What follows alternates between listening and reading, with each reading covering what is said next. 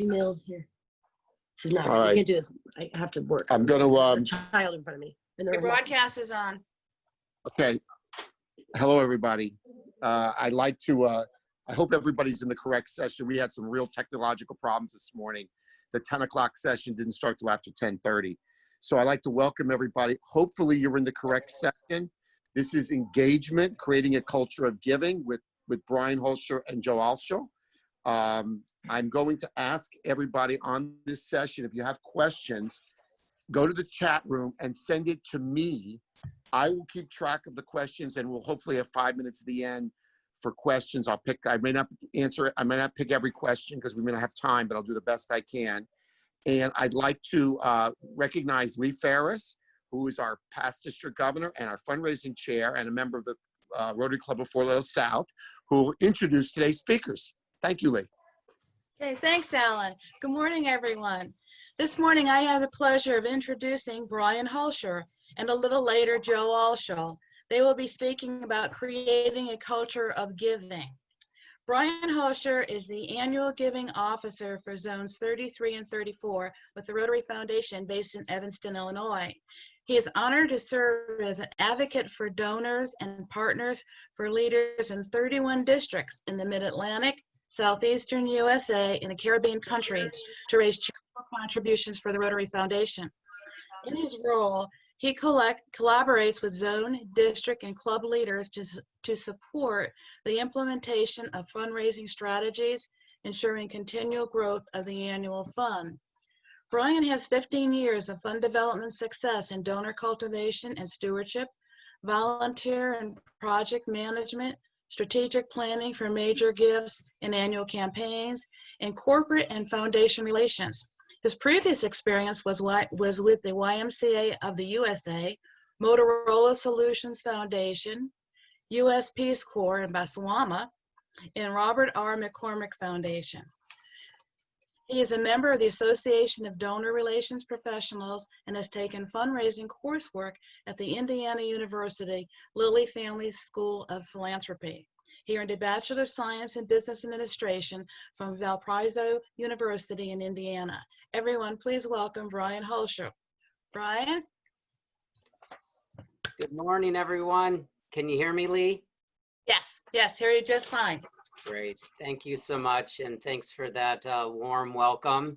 Good morning, Rotarians in District 6990.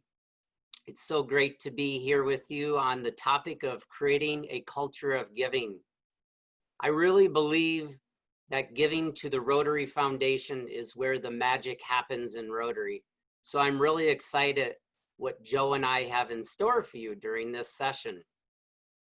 Before we get into the weeds though, I want to first express my deep gratitude for what each of you do for Rotary. Each day I hear story after story of the amazing impact we are collectively doing to make a world a better place for all. So thank you very much. I also want to acknowledge that even though we are dealing with these uncertain times right now, one thing that I know is so certain is how Rotarians are answering the call to finding solutions to our problems. You truly inspire me to do more, so keep up the great work.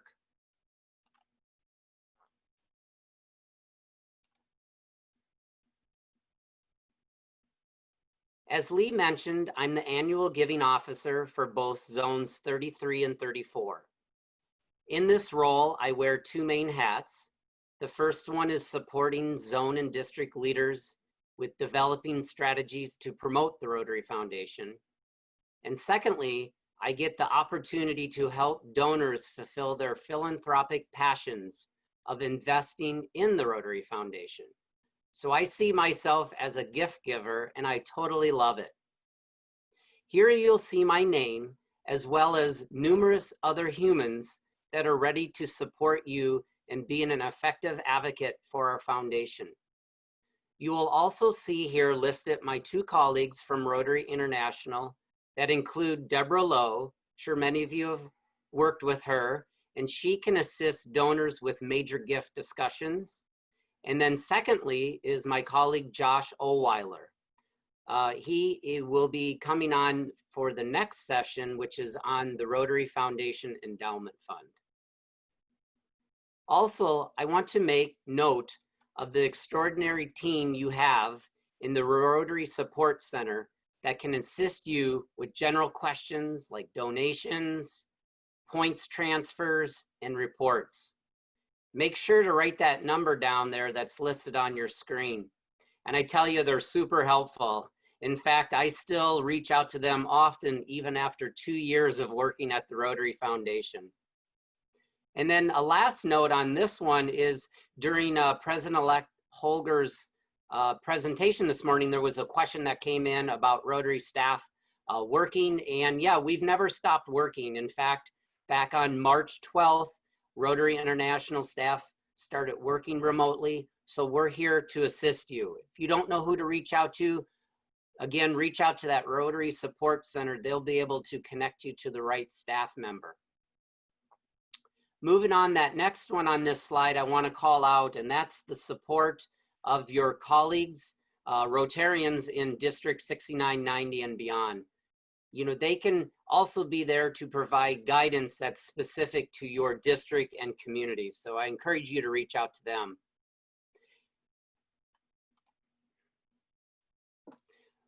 Rotary also has many, as I call them, non-human resources that are available to support you. The first one I want to call out, and that is our 3 strategies and resources for foundation leaders document that's listed on the screen here. I encourage you to request it from me by sending an email after this discussion because it's full of hyperlinked resources that I can email this document to you.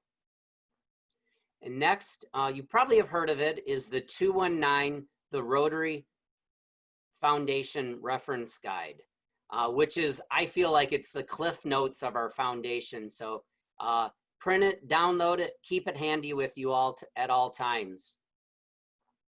Also, don't forget about the many foundation reports that are available to club and district leaders. And I encourage you after today's session to log into your My Rotary account to view which reports you can access. And then lastly, don't forget about our good old friend Google. I often use our friend Google. It's amazing how much it knows about Rotary.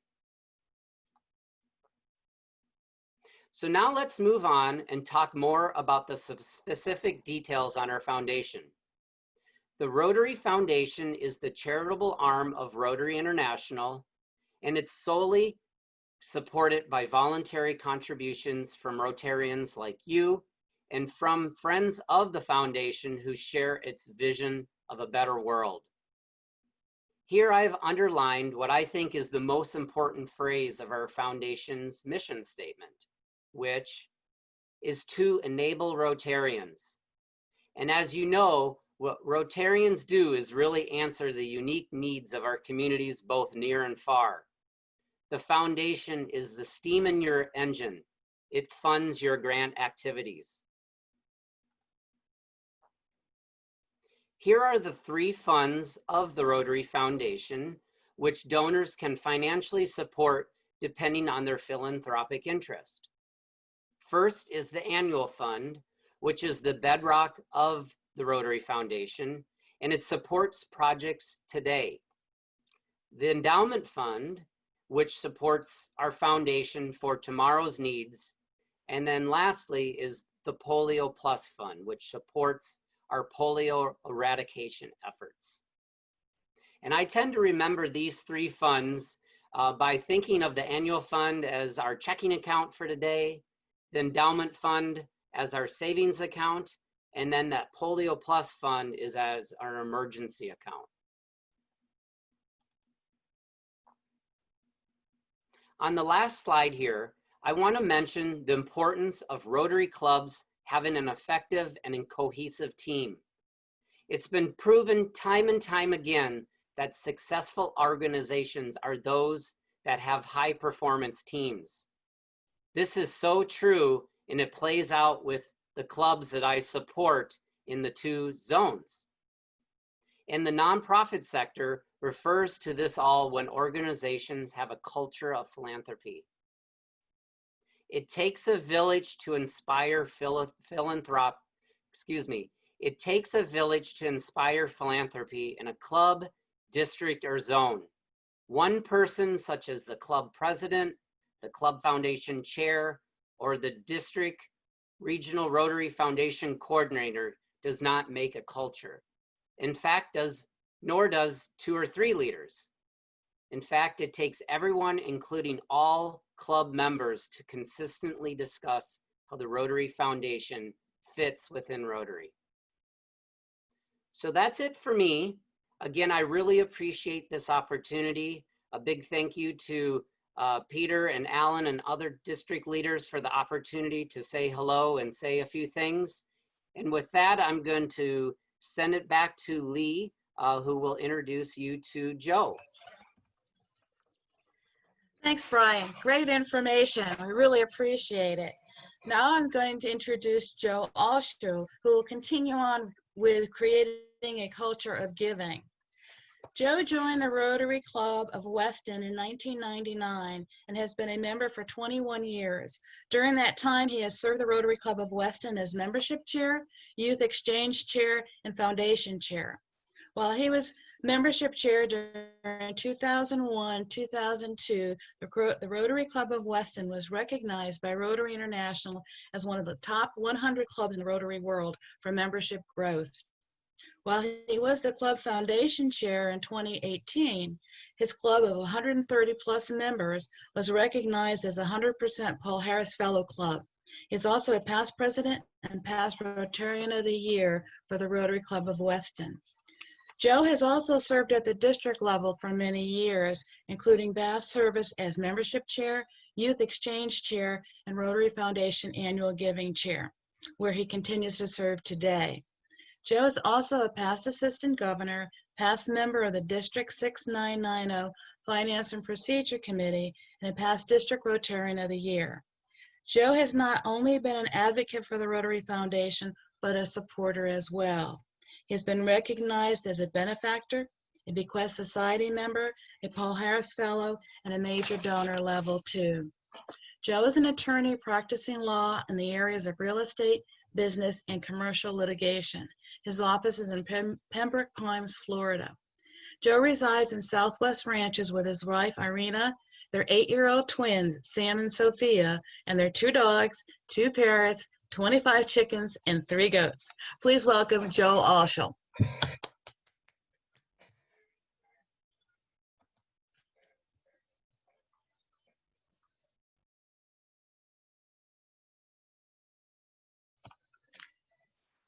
Joe, you have to unmute. Yeah, my apologies. Thank you, Lee, and so we thank you for that introduction, and we've added to our clan 2 geese as well. So all of us are out here happy, but it's great to be here today, and it's great to be with you all since we can't be together in person, to at least be together virtually. Very happy to share this time with you. I want to thank Brian for his presentation. Brian was really here to give us kind of more of a the 30,000 foot view. When we at the district level or at the club level have a question, Brian is usually the first guy that we go to at Rotary International to get the answers that we need to get. So with that said, today my focus is going to be on the annual fund of the Rotary Foundation.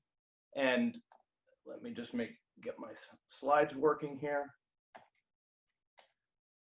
So our mission, the mission of the Rotary Foundation, is to enable Rotarians to advance world understanding, goodwill, and peace through the improvement of health, the support of education, and the alleviation of poverty. The foundation's not for profit, and it's supported solely by our contributions. So the foundation was started by Arch Klump in 1917, and his motto at that time was he wanted to start this foundation to do good in the world. And that's exactly what our foundation is doing. We are doing good in the world. We have an amazing foundation, again, with the annual fund being, as Brian said, the bedrock of the Rotary Foundation. The Rotary Foundation was recognized as the world's outstanding foundation by the Association of Professional Fundraisers in 2016. The Charity Navigator's highest rating, 4 stars for 11 straight years, which is amazing. Only 1% of charities have that rating. So how does the Rotary Foundation do good in the world? And I think probably anybody who is attending today can answer that question. You know, we do good in the world through the improvement of health, the support of education, the alleviation of poverty, and Polio Plus, which began in 1985. So we've been at Polio Plus for 35 years. If you look at where polio was when we started, you know, hundreds of thousands of cases per year, to where we are now, just a handful of cases per year, you know, 1 or 2 endemic countries. It's an amazing effort that has been accomplished. Now, what is, to me, one of the most amazing things about the foundation is the way it's structured. And I'm really referring to the annual fund now. And as Lee mentioned in my bio, you know, I am not just an advocate, I am a supporter. And part of the reason I support the Rotary Foundation is because I know how it works. I understand their stewardship and their accountability. And I don't know that I can name another charity that 100% of the contributions you make go to the cause. But with the annual fund, that is what happens. We send money into the Rotary Foundation, designated for the annual fund. The annual fund invests the money, Rotary invests the money for 3 years, and the interest that's generated is used to pay Rotary International expenses. After 3 years, the money gets released from the Rotary Foundation, and 50% of the money goes to the World Fund for global grants, and 50% comes back to our district for what we call DDF, District Designated Funds. The District Designated Funds is the money that we use for matching grants. So hopefully everybody who's listening today, who's attending this seminar, is familiar with matching grants, and hopefully all of your clubs have done matching grants. The last year for which there were numbers, 2018, 1,300 grants were done by Rotary International, over $86 million. And if you look at how some of that money was divided, disease prevention, $35 million, matching grants, water projects, more than 18 million, education, more than 11 million, growing local economies, more than 10 million, saving maternal health and children's health, more than 7 million, and promoting peace, $3.5 million. You can see all very worthy projects, and my guess is if you look at the projects that your clubs have engaged in, they probably fit within those areas. So I mentioned stewardship. You know, stewardship is very important. You know, one thing that I know when I personally give money, and I know when I ask people to give money, I want to be sure that not only is the money going to a good cause, but whoever receives it is going to be responsible. They're going to use it responsibly. So when I look and I know 100% goes to the cause, that's a really good start. But at the same time, it's a start. There's more to it than that. And what Rotary is vitally concerned with is sustainability. If a project does not have everything it needs for long-term success, then Rotary is not going to get behind it with a matching grant. So when you look at grants, we need to address things like community assessment. You know, is this something that's needed in the community? Is there a need for it? We need to encourage local ownership of the project so that it's beyond just the Rotarians and the club doing work.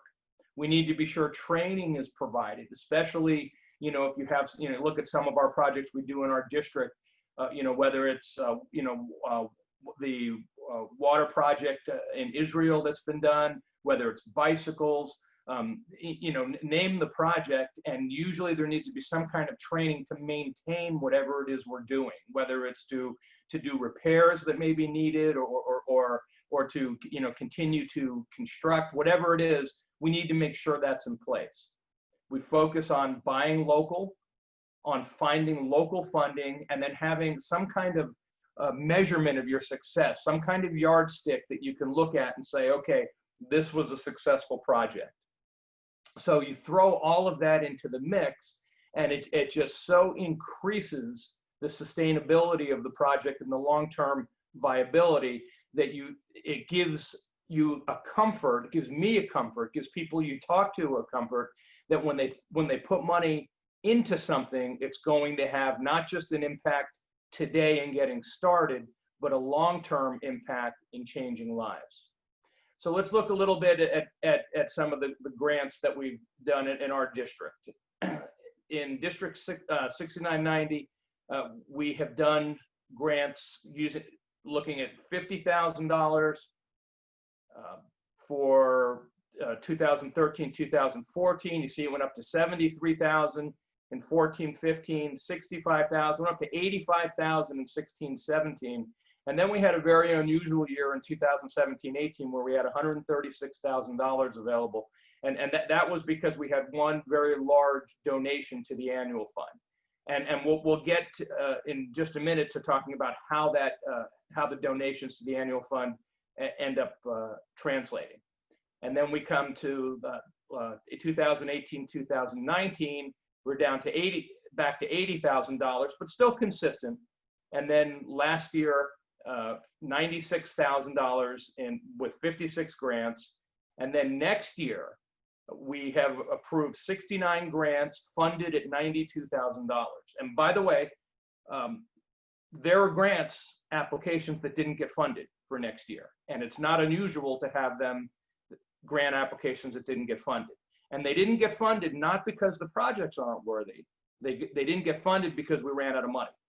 And so each year, what we give today, what we give tomorrow affects what we can do 3 years from now. I mentioned a few minutes ago, we send in our contributions. It stays with Rotary International for 3 years. And then after 3 years, it comes out. So next year, the money that we will have, that $92,000, is what was given by our members and by others to our district, to Rotary International's annual fund 2 years ago. So next year it comes out and we have $92,000. And if anybody thinks that the need in our communities and around the world is decreasing, I think you're in the wrong seminar today. You're in the wrong place, because I think you probably need to be in a parallel universe. But in this seminar and in this world we live in, the need is increasing, and we know it and we see it. And now, of course, with COVID-19 and the economic impact that has had, the need is greater than ever. And because the need is greater than ever, we have to deliver. And it's really, I know this is a difficult year to talk about it because so many people have been impacted. And when you see so much economic distress that has been caused by the pandemic and shutdown, I know it makes it harder to ask for money. But at the same time, we have to do that. Though there are still plenty of us out there who can continue to support the foundation. And we need to be sure that we continue the efforts to support the foundation.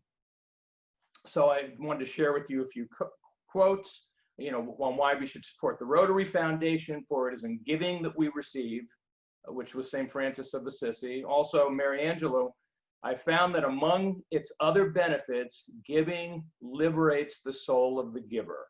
And Booker T. Washington, those who are happiest are those who do the most for others. Almost half the world, over 3 billion people, live on less than $2.50 a day. And at least 80% of humanity lives on less than $10 a day.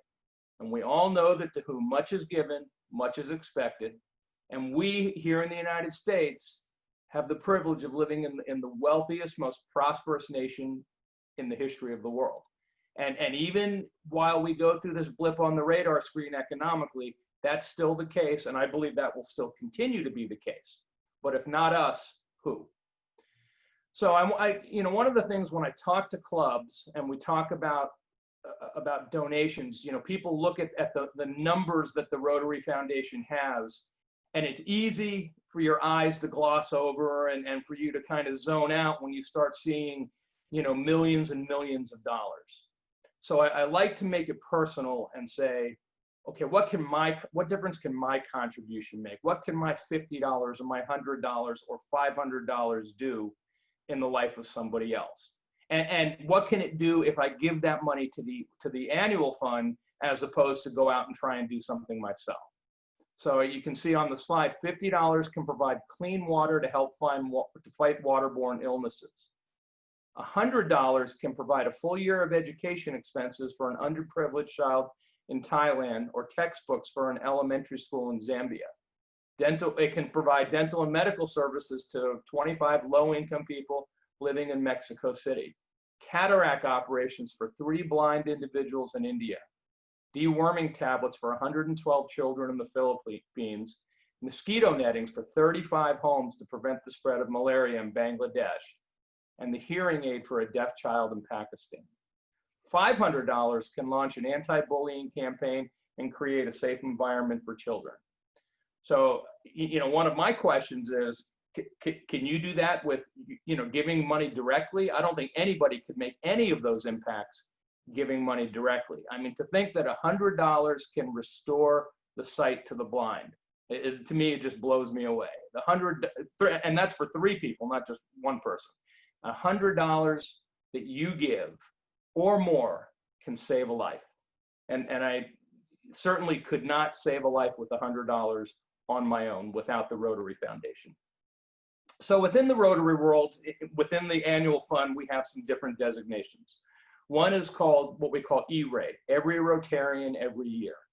And the idea with E-Ray is to have every Rotarian contribute something.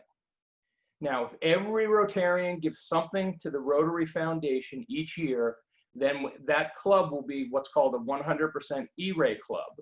And that's a good thing. We have not had any year in many years where we had a 0 giving club. We're being challenged this year whether we're going to be able to continue that streak. But ultimately we're challenged every year, and we somehow pull through. So E-Ray is any donation. Then once you go to $100 per year, that's what's called a sustaining member. So if everyone in your club gives $100 per year, you would be a sustaining club, a 100% sustaining club, and I believe you would get a banner for that. Then you see once your lifetime giving gets up to $1,000, you become what's called a Paul Harris Fellow.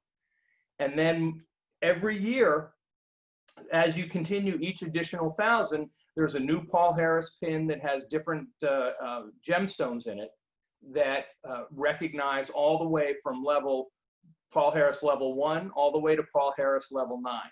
And then when you get to level 10, you become what's called a major donor.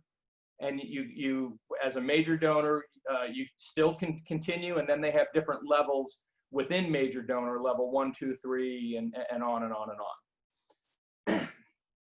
So just to give you an idea, in 1957, when Paul Harris Fellow designation recognition was started, $1,000 in 1957 versus 2017, it's the equivalent of $8,700. So you can see in 1957, when the recognition was started, $1,000 was a much more significant portion of someone's income, compared to what it is today.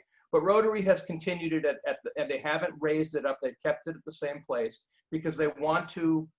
The foundation wants to continue to inspire giving through recognitions. So with major donors, we have 22,000 worldwide, and that's where the Rotary Foundation recognizes a couple for outright giving during their lifetime that totals $10,000. And we have about 110 major donors in District 6990. And the pins that you see, if you're looking at your slides, are the major donors with the major donor pin with the different levels. And then the wings underneath it is what we call the Paul Harris Society. And I would encourage everybody, if I'm wrong, somebody please correct me, because there are more than one set of wings that we have within Rotary. And so I'm not 100% sure that that's the Paul Harris Society wings as opposed to some of the bequest wings. But the idea is that with Paul Harris Society is you can commit to giving $1,000 every year, not just once, and not just, say over the course of many years, but committing to do it every year. Now, understand that for those who commit to being Paul Harris Society members, we don't have a Rotary police who comes around and says, okay, you didn't give your $1,000.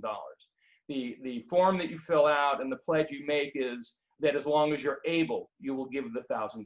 So, it's understood that things could change and people may not be able to meet the $1,000.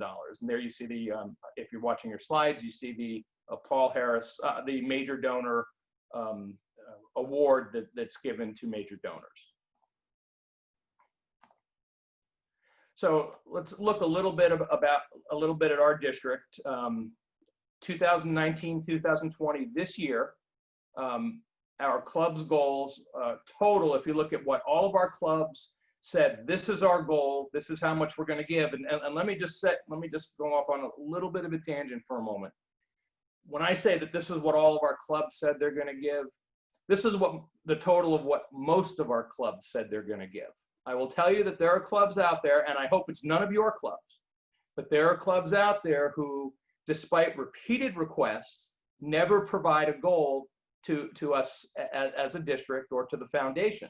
And so when that happens, we usually end up estimating based on whatever criteria we decide applies.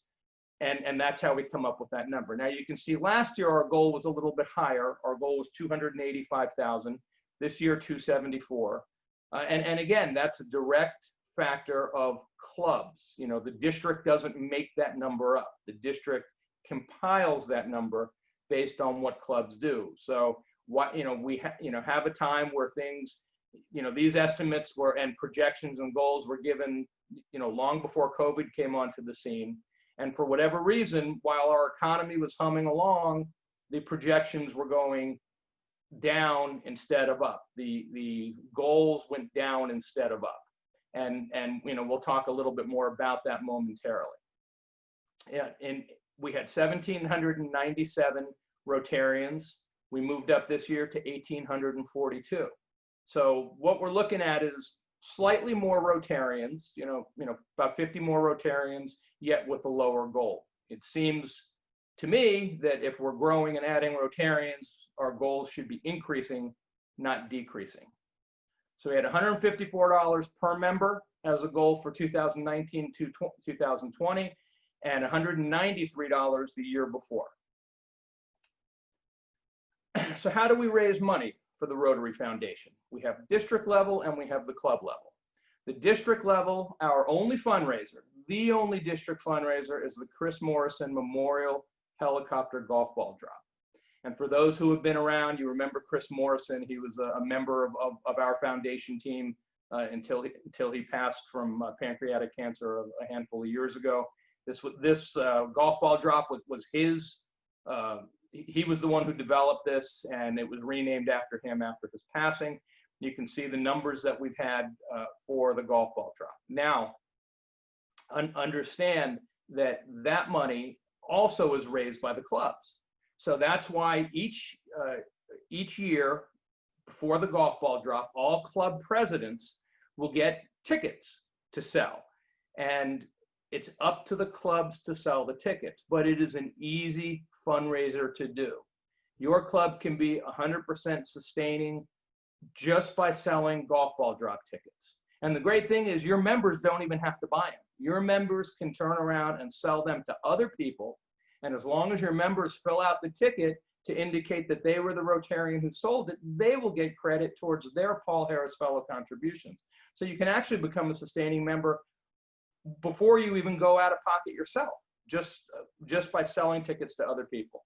But this is the only district-wide project we do. So as club presidents, make sure that you get behind the golf ball drop. It is an easy way for you to raise money for the foundation, no matter what else you're doing in your club.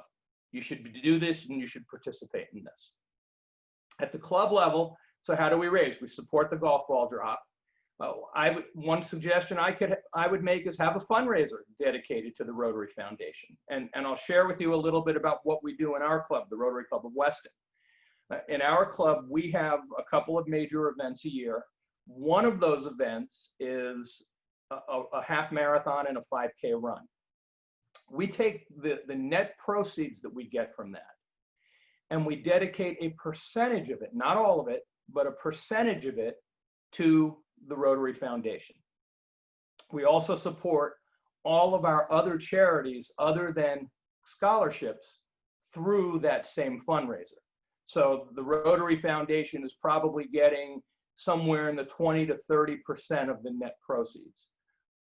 Now, what we do is we then take that money and we don't give it to the foundation in our club's name, but we use it to motivate individual giving by providing matching dollars.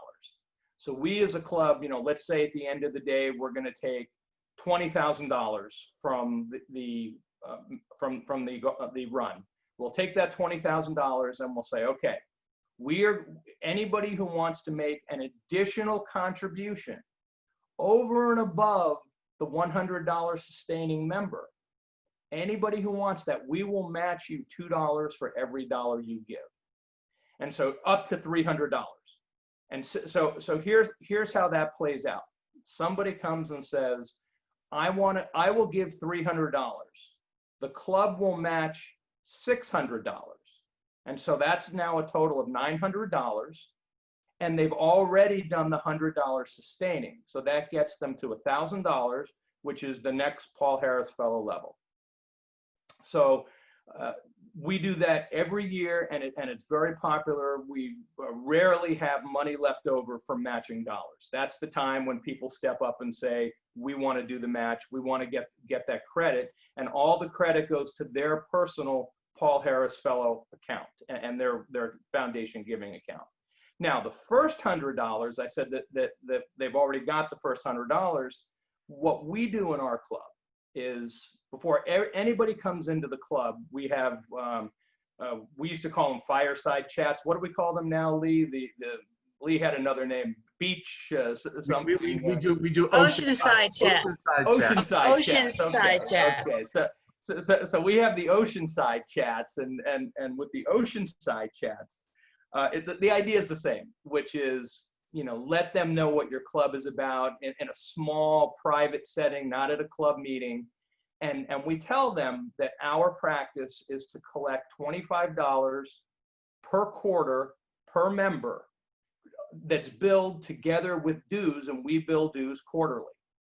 So no one is required to do it. They have the choice to opt out. I can tell you, I'm pretty sure that our club of 130 members has 100% participation in the $25 per quarter.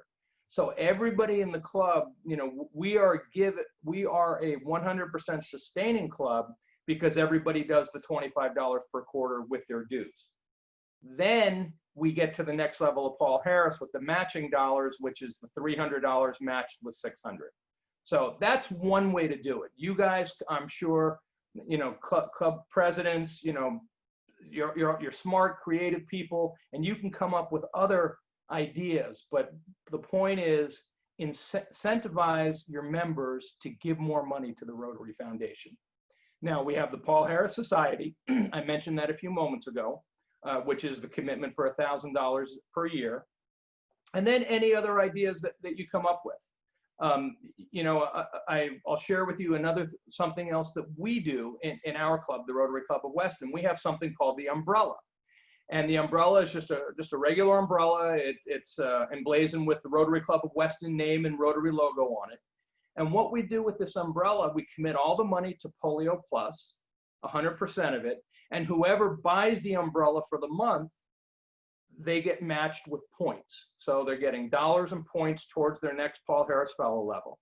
And what the umbrella does is it allows each member, whoever buys it, to have 3 minutes at the club meeting to talk about anything they want to talk about other than politics, religion, or unapproved club charities. So we end up raising probably, I'm going to say $4,000 to $6,000 a year for Polio Plus with this umbrella. And that, more than satisfies what Rotary is looking for a commitment. I mean, Rotary wants as much as they can get. We want to give as much as we can give. And this is certainly a great start. So when I Also at the bottom of the picture, I put the per capita giving that we had last year, which was $562.88.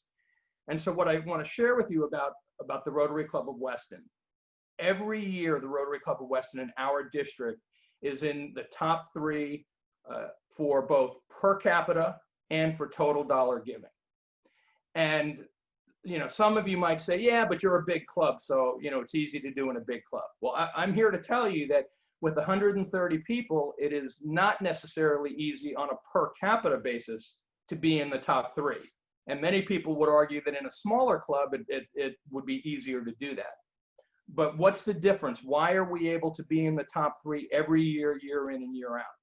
The reason is because of commitment and because of club ethos, club ethic.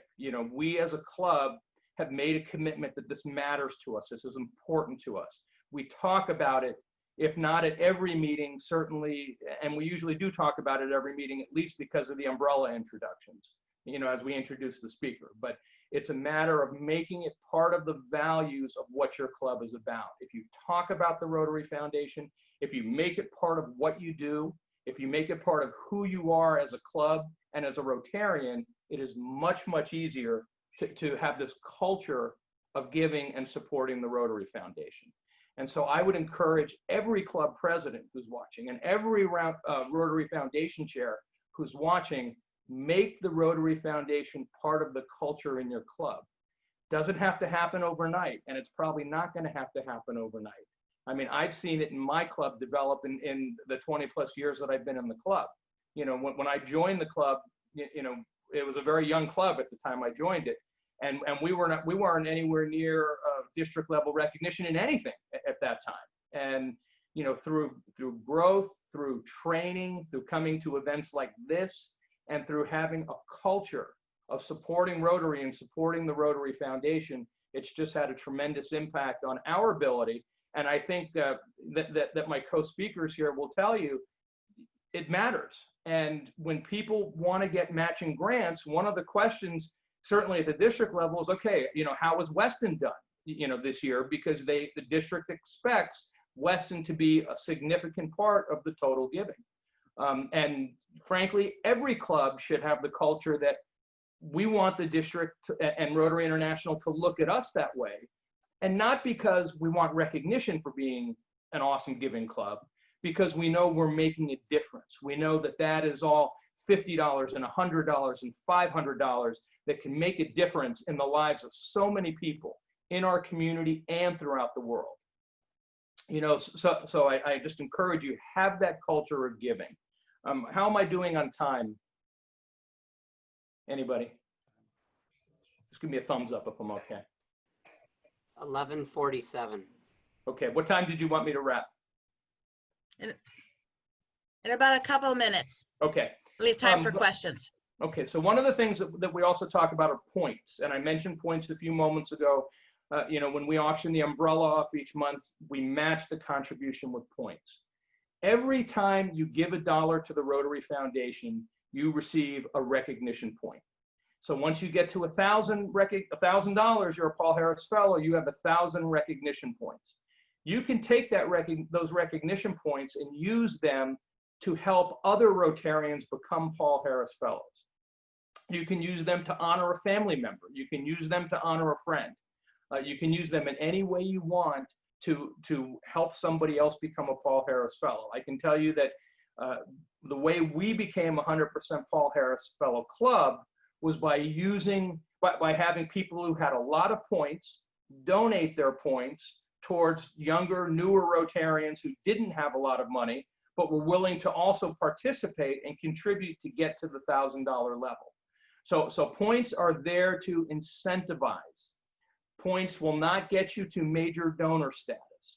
Only dollars get you to major donor status. I was talking to some people, so I had some questions about, can we use points to become a sustaining club or to become an E-Ray club? The answer is no. And the reason is the Rotary Foundation can't spend points. The Rotary Foundation can spend dollars.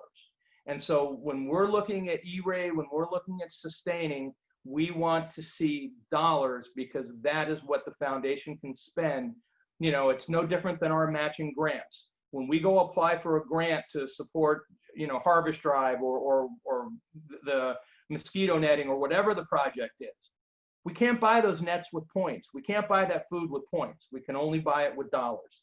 But the points are there, and they're there to incentivize giving. Many clubs will say, give me an extra, get to $500 and we'll match you with 500 points and you'll become a Paul Harris Fellow.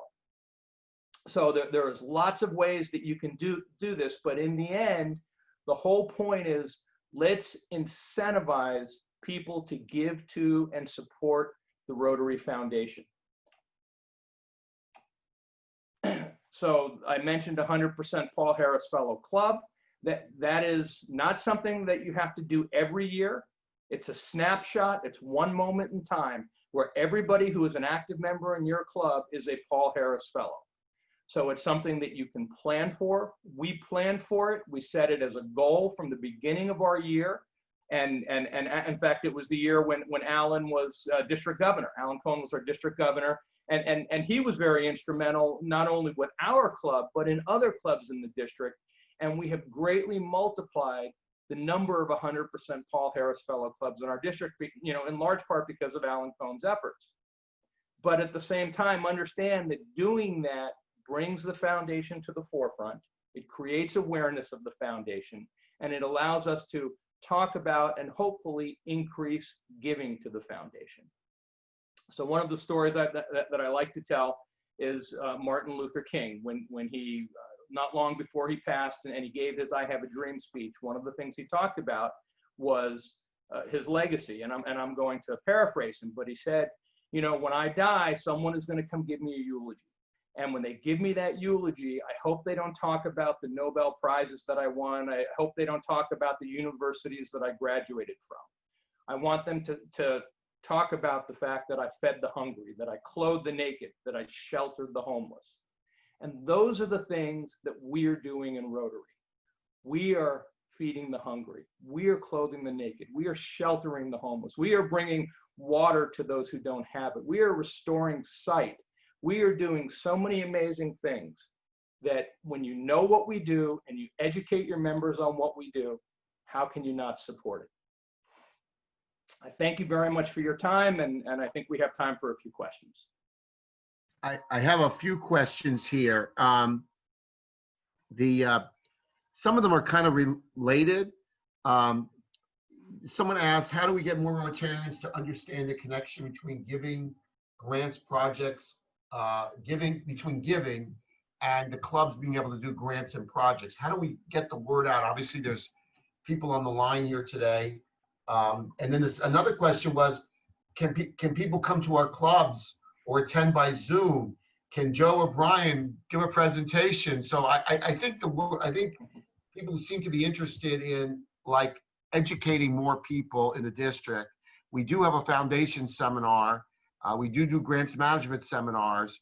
But do you have any thoughts on this and what we can do on a greater level to get the word out? I happen to believe that education is the key to the Rotary Foundation. And the reason why our club has been successful is because we educate. We talk about it. We do at least one foundation seminar, if not two foundation seminars every year at the club.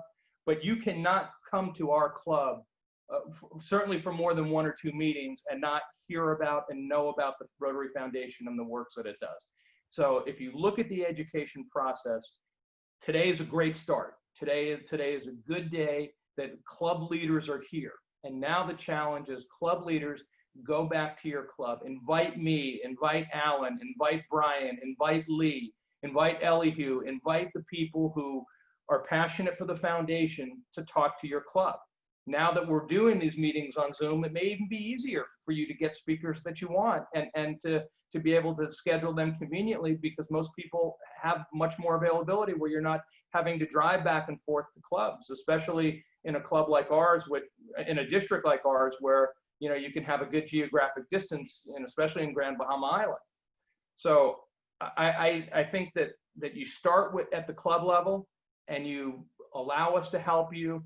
Go to Rotary.org and you can see there's just a ton of information about it.